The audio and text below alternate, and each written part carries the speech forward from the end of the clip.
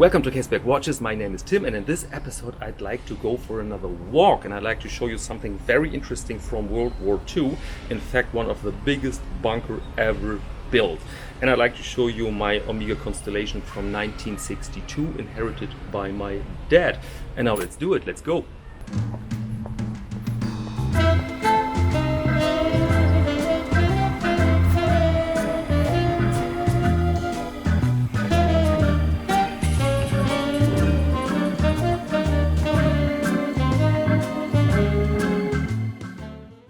In front of us is a soccer stadium, by the way, FC St. Pauli. And this ground here is normally a place for the flea market or little concerts and stuff. Yeah, lovely weather. It's not always the case. This happens to be a pretty rainy city, but now it's beautiful. There you see the stadium, FC St. Pauli amateurs, and there is our bunker. Yes, and there we are. We have a big construction site, as you can see, and I had a little bit of trouble with the lady. She tried to stop me filming, but luckily I have a press ID, and so I could convince her.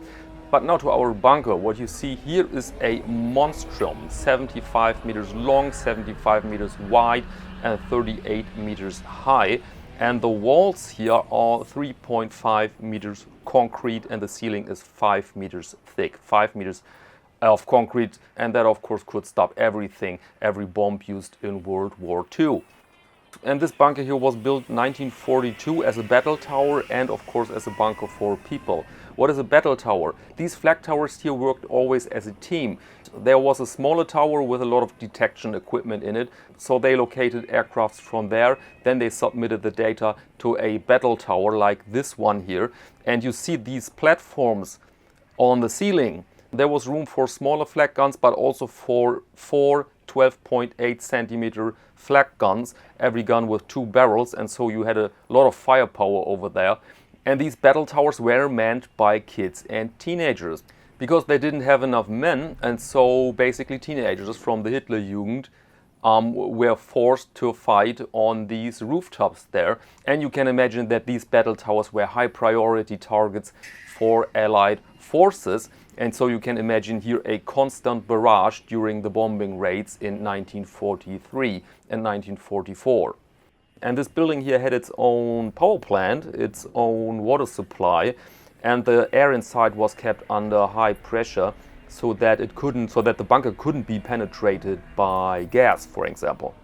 And it was constructed for around 18,000 people, but I think in 1943, I've read, there were sometimes 25,000 persons in there because it was indestructible. This thing was indestructible, and this led to a big problem after the war because they tried to demolish it, or they had plans to demolish it, but they realized then that the amount of explosives were so massive it would have ruined or devastated the entire neighborhood.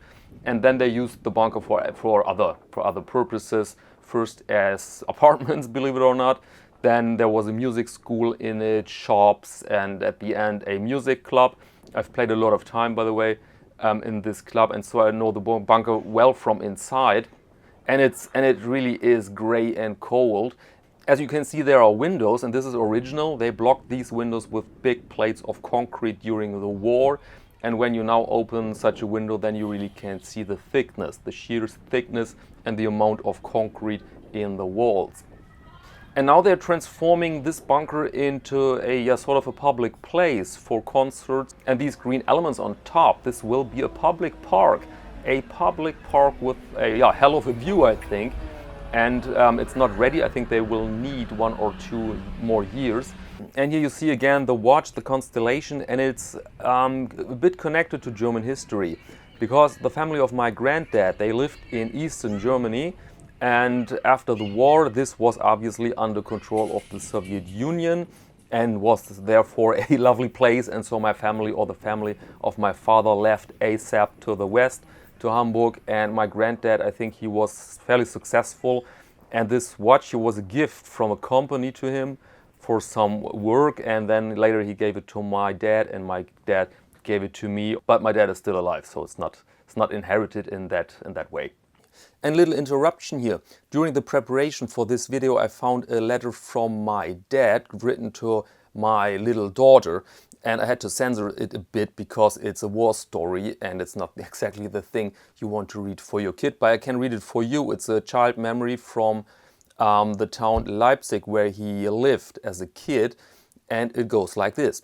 My first memories are of bombings. I was 4.5 years old then. There was often a siren alarm at night when we put on clothes and went to the basement of our house. We sat on chairs and the ceiling was supported with tree trunks. When a bomb exploded on the street in front of the house, it knocked out all the window panes. The shrapnels were stuck in the beds and in the closet. Since my mother had closed the room doors in the apartment, they were all torn out by the blast. Another very large bomb hit directly behind our house. We had the impression that a wave ran through the floor of our basement and lifted us up with our chairs. Everyone was screaming. Once I was alone on my scooter on the street when the main alarm came. I ran with other people into the basement of the next house. The planes dropped their bombs in another part of town and we were able to get out of the basement after the all clear. My mother had looked for me everywhere. After the attacks, my mother walked with me down 2 streets to her sister Ilse's house to see if she had survived the attacks. Since we had to pass so many houses that were just piles of rubble and sometimes still burning, I didn't want to go any further and cried. We then turned back. To the left of our house, one building was completely destroyed and half of the neighboring house, so that you could see into the living rooms where the furniture was still standing. After bombing raids, strips of aluminium foils sometimes trickled from the sky. The planes had dropped them to avoid being detected by radar and shot down. By mid-April, the war was over. Trucks with American soldiers drove through the streets. That was the first time I saw a black man, and I had already heard of them. Yeah, it's a pretty grim story for a kid of that age, and I'm pretty sure that my dad is still affected by these memories. There are some situations he cannot handle very well.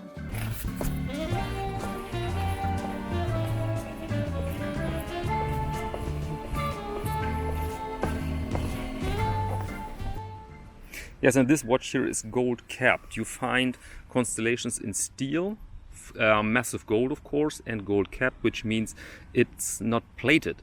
The gold layer is a bit thicker than plated gold, and of course you have the nice observation tower on the Caseback, which is very typical for this model, and it's a lovely sight. And this is also 18 karat gold. And I've paired it with one of my own straps, the Caseback Watches #1 strap, and I think this is a really good combo. By the way, when you're watching this, the Caseback 2 strap is available in a nice cognac tone now in the shop. Check out casebackwatches.com. Okay, what do we have here? We have Alan Edmonds and an Easter egg.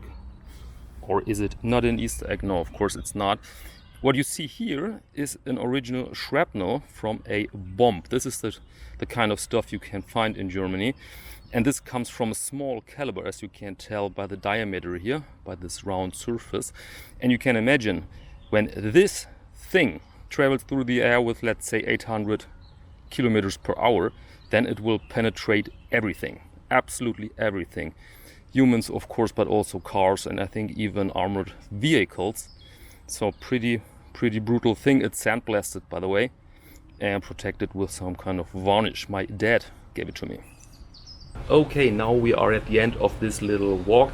If you want to see something like that again, so some sights, some watches and other things I find interesting, then please let me know in the comment section. And if you don't want to miss any form of content here, then please subscribe to the channel. And now let me thank you very much for your attention, and until next time.